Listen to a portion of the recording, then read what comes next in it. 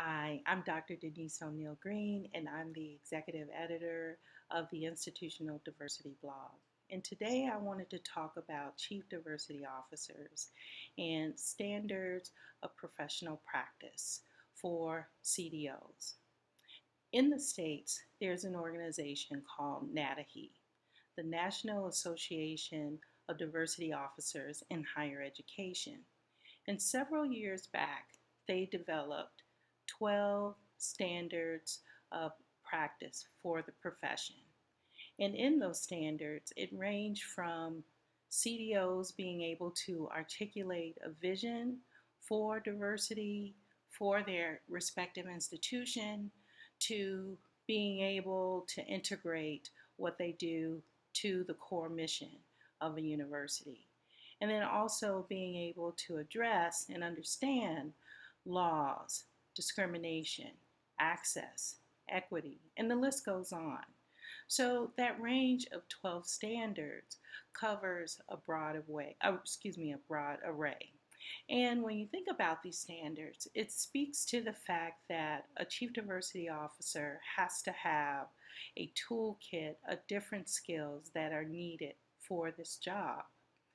I was actually told by a colleague that some people view chief diversity officers in the way of a profession that didn't have standards, and that anyone who was a woman or a person of color could do the job.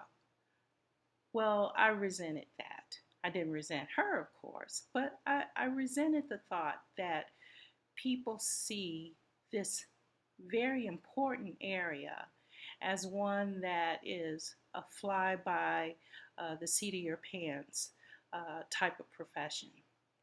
It turns out that you have to have a range of skills, and even when you do have that toolkit of skills that incorporate the 12 standards that NADAHE speaks to, there are still risks, there are still pitfalls, and very much challenges in doing this type of work. So the idea of having professional standards and having CDOs come together to establish those standards, I feel is very important and vital. When we think about what's going on in the world, in our backyard, in our localities, it's important for us to have a uniform standard and be able to, I would say, impact the sector of higher education. And to be able to do that means the range of CDOs being able to speak the same thing, address the whole array of issues related to equity, diversity, and inclusion as a means of changing the sector. So, what do you think? Do you think there should be standard practices or toolkit or a range of skills and knowledges that all chief diversity officers should have to do the job? Or should we just do our own thing? Let me know. Take care.